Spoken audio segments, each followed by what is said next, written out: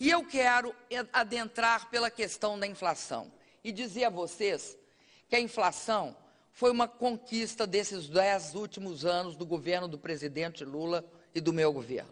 Um país vira uma grande nação, porque uma coisa é um grande país, outra coisa é uma grande nação. Uma grande nação é grande porque sua população é grande. E nós temos a confluência de várias, múltiplas correntes, múltiplos fluxos do que é o desenvolvimento do país. Transmito à senhora Graça Machel, aos seus familiares, ao presidente Zuma e a todos os sul-americanos, sul-africanos, nosso profundo sentimento de dor e de pesar. Ontem eu disse para o presidente Obama que era claro que ele sabia que depois que a pasta de dente sai do dentifrício, ela dificilmente volta para dentro do dentifrício. Então, o que a gente tinha de levar isso em conta. E ele me respondeu, que ele faria todo o esforço político para que essa pasta de dente, pelo menos, não ficasse solta por aí e voltasse uma parte para dentro do dentifrício. Muitas vezes acontece isso comigo, que eu abro um jornal e pergunto o seguinte: será que eu falei alguma coisa dormindo? Porque só isso pode explicar algumas atribuições do que eu penso. Eu não penso. Em Portugal, de onde eu acabei de vir, o desemprego beira 20%, ou seja, 1 em cada 4 portugueses estão desempregados. E eles vêm dizer que o Brasil é um país em situação difícil. Sempre acendeu todas as esperanças que nós temos ao ver a possibilidade de um empreendimento não usual, não comum, revolucionário.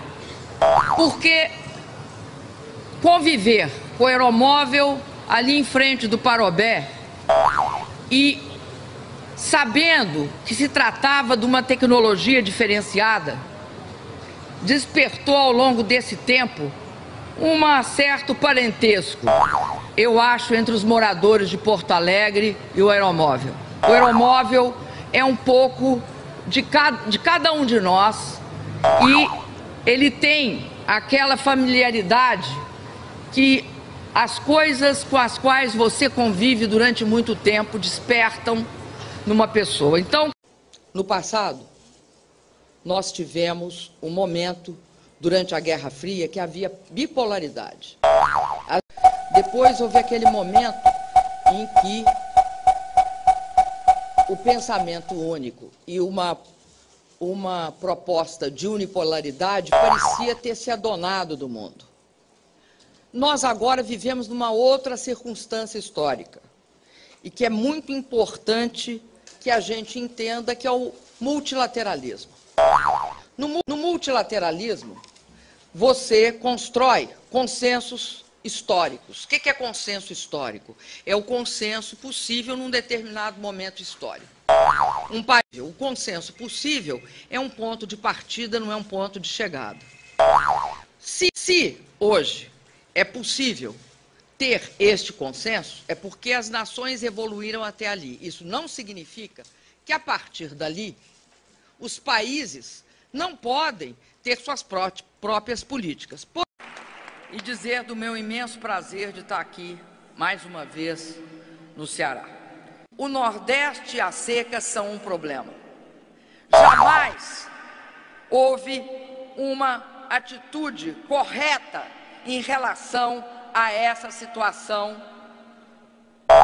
Ao longo dos anos, sobre essa situação que é a questão da existência de um fenômeno climático nessa região do país. E de um lado é um desafio e de outro é um direito do cidadão que aqui veio, aqui povoou e aqui não só fez tudo isso, mas inaugurou o Brasil. Não vamos esquecer aonde o Brasil começou. Bom, livros, né? Eu estou lendo um livro que está me fugindo. Eu tentei falar um pouco sobre a novela para ver se eu lembrava o nome do livro e não lembro, do Sándor Márai. O livro chama Brasas. Isso mesmo, As Brasas. É talvez uma das... Assim, me impactou muito. Eu concluí ele ontem à noite, rapidinho, porque eu consigo ler no domingo.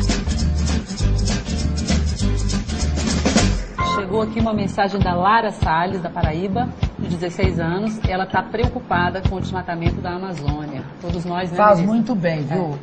É uma coisa muito boa, viu, Lara? Porque é algo que a gente tem de se preocupar, de fato. Nós, inclusive, lá em Copenhague, fomos os que tiveram a posição, eu acho que em termos da mudança do clima, mais consequente. O meio ambiente é, sem dúvida nenhuma, uma ameaça ao desenvolvimento sustentável. E isso significa que é uma ameaça para o futuro do nosso planeta e dos nossos países.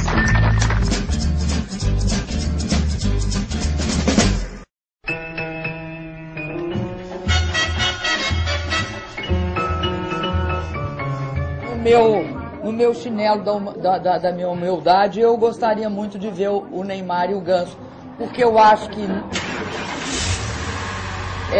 11 entre 10 brasileiros gostariam. Porque deu alegria ao futebol, porque a gente, eu vi, você veja, eu já vi, parei de ver, voltei a ver, e acho que o Neymar e o Ganso têm essa capacidade de fazer a gente olhar.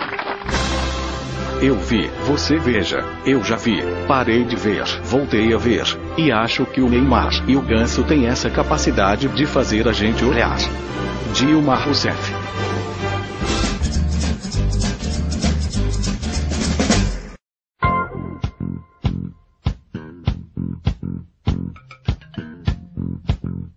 A única área que eu acho que ela vai exigir muita atenção nossa, e aí eu já aventei a hipótese de até criar um ministério, é na área...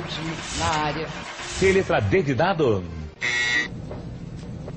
Eu diria assim, como uma espécie de analogia com o que acontece na área agrícola. A única área que eu acho que vai exigir muita atenção nossa, e aí, eu já aventei a hipótese de até criar um ministério, é na área D. Na área, eu diria assim, como uma espécie de analogia com o que acontece na área agrícola. Dilma Rousseff.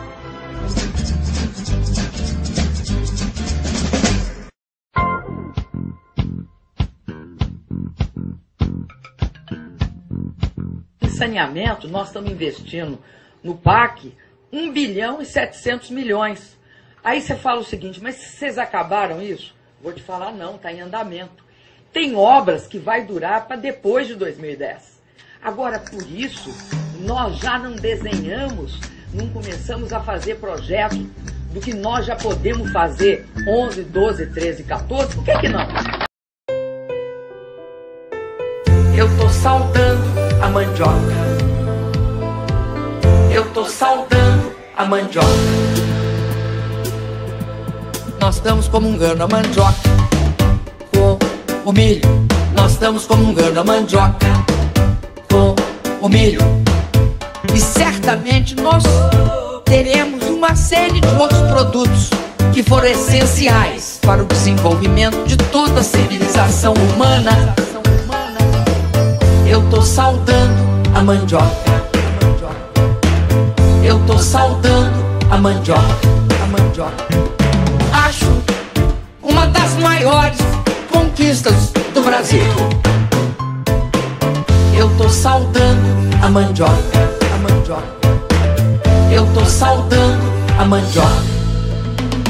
Quando nós criamos uma bola dessas, nós nos transformamos em Homo sapiens, ou mulheres sapiens. Para mim, essa bola é um símbolo da nossa evolução.